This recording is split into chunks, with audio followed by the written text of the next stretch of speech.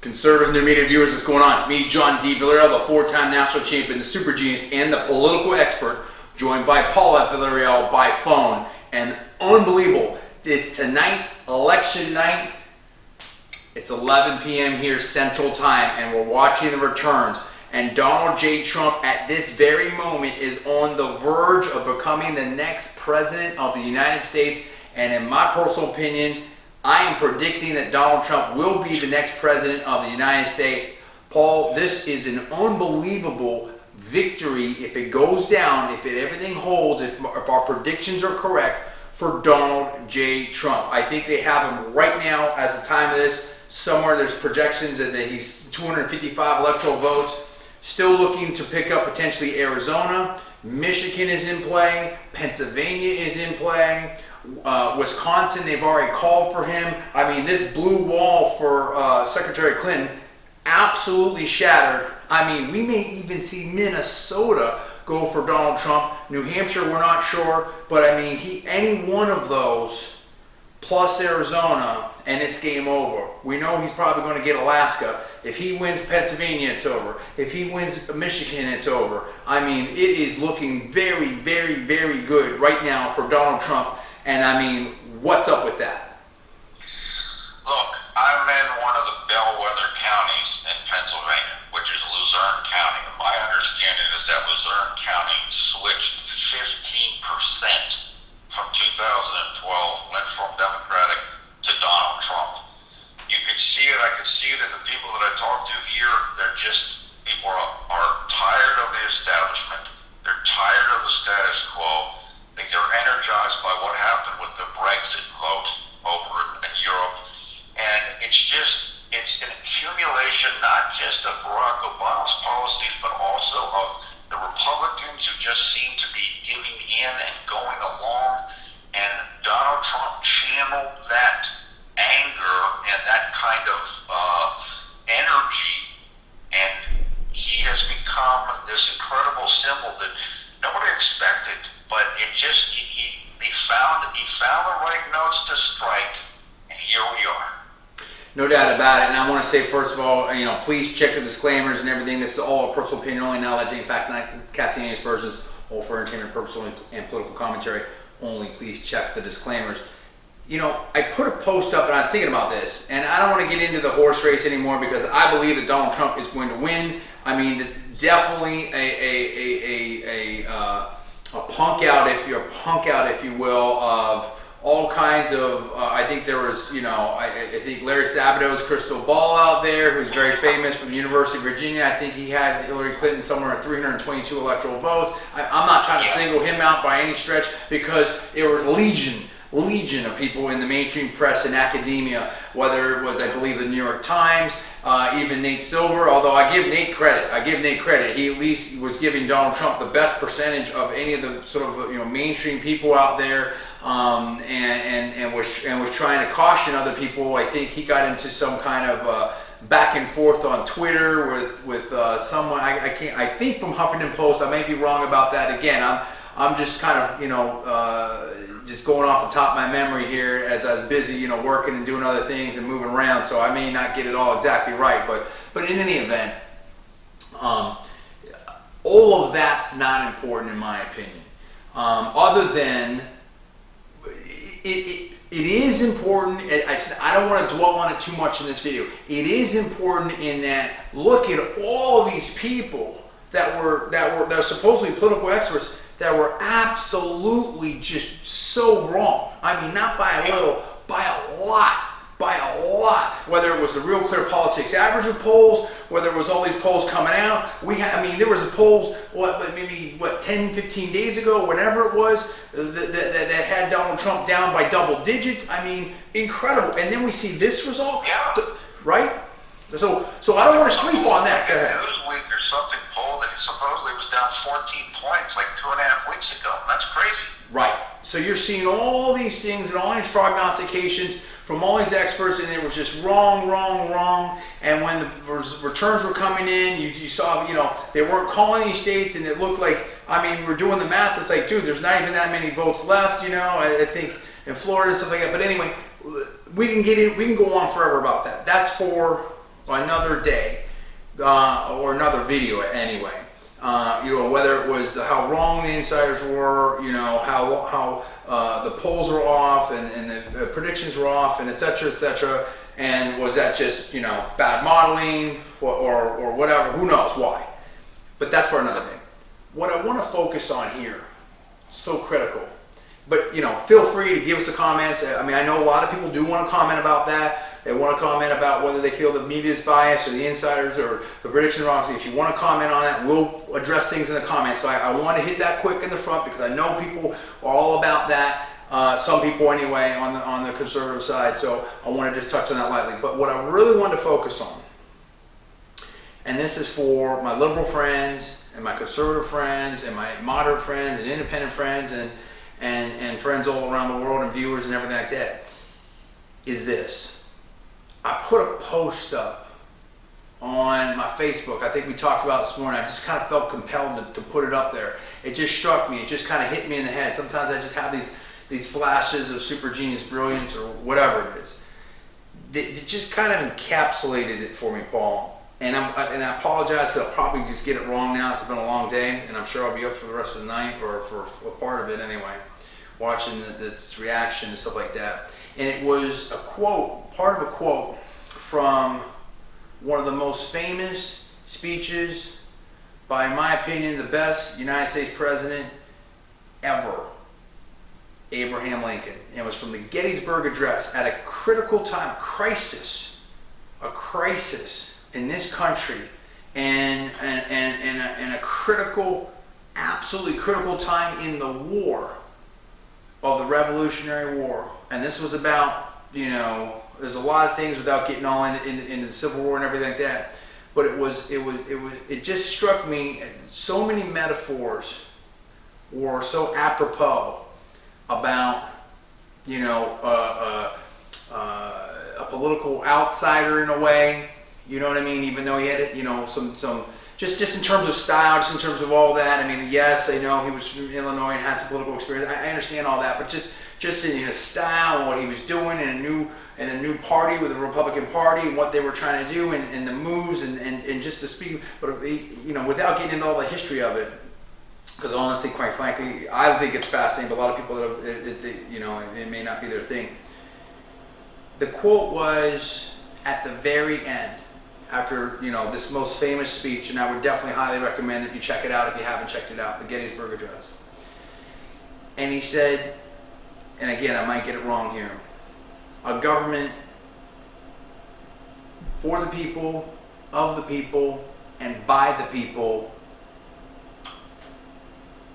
can never, I'm going to forget the end of that, can never be extinguished or will never, God's, I'm losing the end of that. It's that little soliloquy there that's so important. Maybe Salma can help me out, look it up, or you can maybe look it up while we're doing this. There's so many other things that I've got going on. And that just struck me so powerfully right there, Paul, encapsulating all of this. And that's, to me, what Donald J. Trump in this election was about.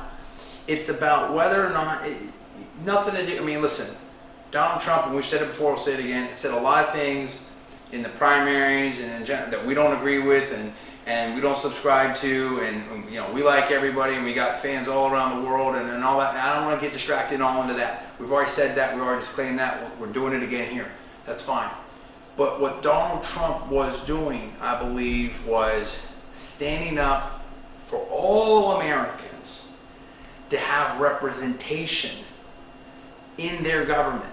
What we saw in these closing months, in my opinion, should repel many voters and many citizens as to how some people in the government and some in Wall Street and the media and all this, perhaps operate, and it also struck me some analogies to how this country was founded in rejecting the aristocracy of England and rejecting, laws, taxation, regulation, whatever, without representation. And I think this was a real statement by people in Main Street that they weren't happy with Wall Street and K Street running their lives without some interaction. And I think there's a lot of people, whether it be in the mainstream media, K Street, Wall Street, or Hollywood, that maybe, or Silicon Valley, that maybe look down Page Mill Road, Rodeo Drive, perhaps look down on that farmer, bus driver, janitor, dock worker, oil driller, whatever. And I think the people said, hey, that's not right. We're all in this together. And we want a voice too. And we want a system in a country that's going to work for all of us. And I think, Paul, this was a big strike against the corruption, the political dynasties, whether it be on the Republican side or the Democratic side. And that's what I think Donald Trump really put his hand on. Now, maybe he didn't, again, I'll say this real quick, I'll turn it over to you. Maybe, again, it wasn't always so artfully said. Again, political novice. Okay, let's talk about this at the highest stage.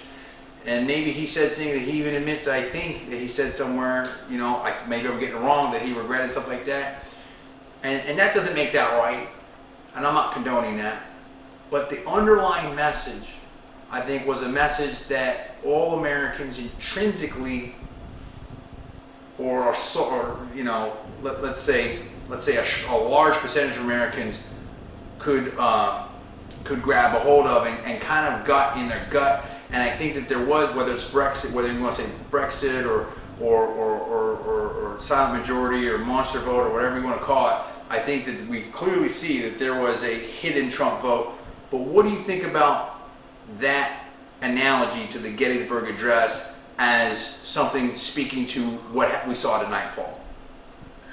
Look, I think it's very good, and I found that the quote that you're talking about, government of the people, by the people, for the people, shall not perish from the earth.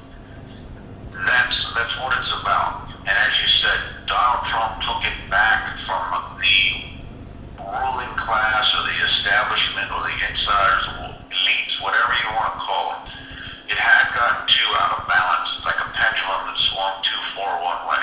And I can tell you from my own perspective that if there is no Barack Obama and his agenda, if there is no Republican Congress that goes along with a lot of that, what Wall Street wants, there is no Donald Trump running for president and there is no Donald Trump presidency.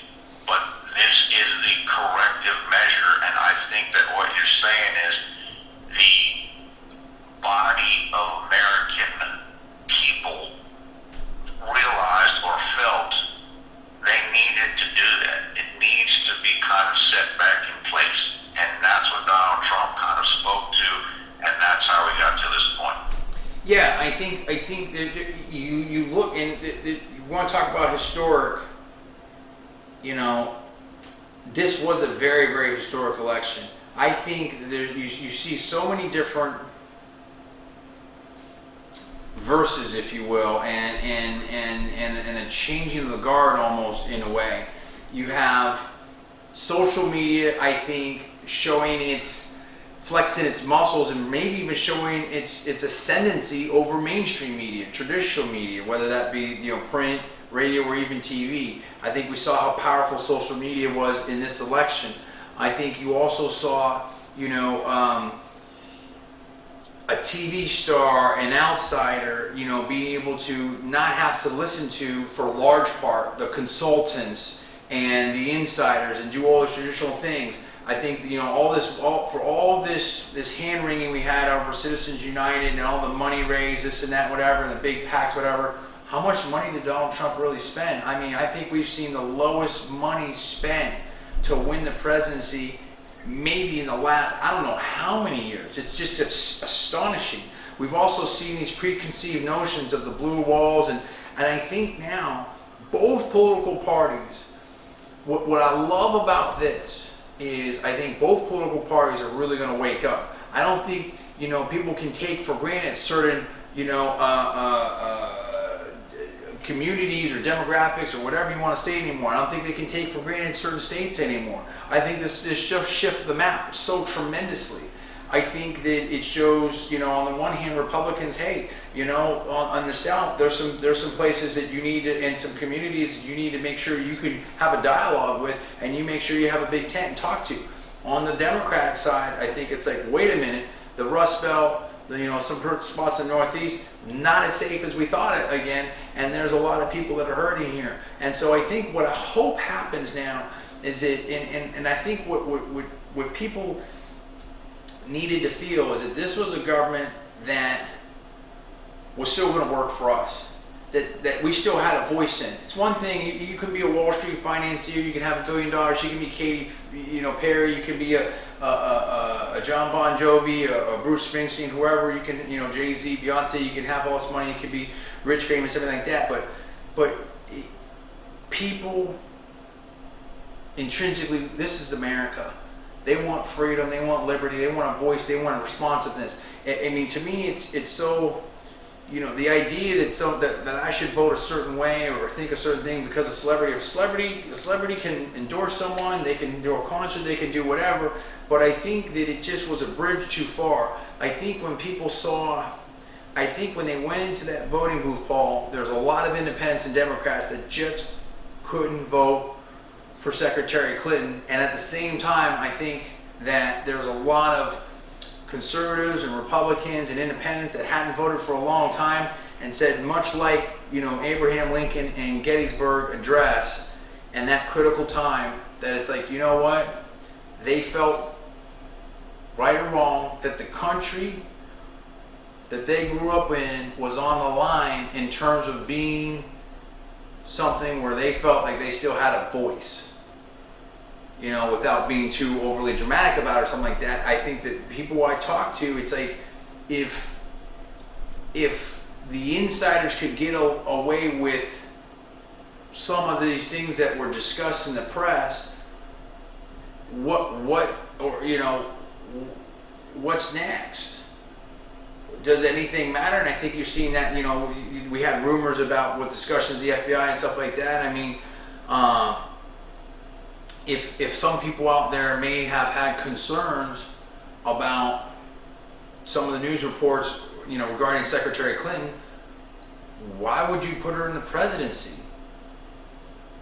So, that I think was weighing on people too, Paul. Yeah, I agree. Look, there was a number of different things, and I do agree. I think there was kind of a scandal fatigue and a Clinton fatigue overall, and people were just, Donald Trump gave them an alternative, and an alternative that was outside of the system. I mean, we saw it with the energy that Bernie Sanders had for the Democratic primaries. I think people wanted something different.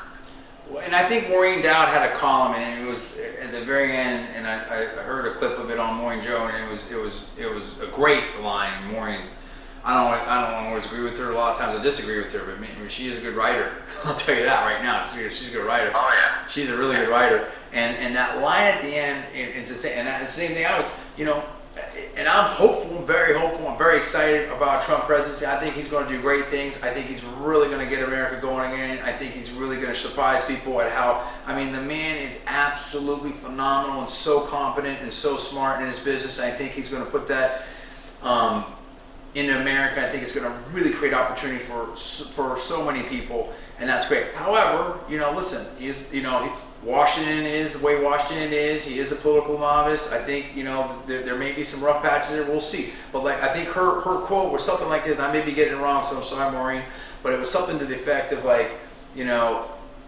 hey, people say Donald Trump is and this is definitely a very liberal paraphrase, if I'm remembering it correctly, that Trump's basically a wild card. You don't know what you're going to get, and that's why people have an issue with it.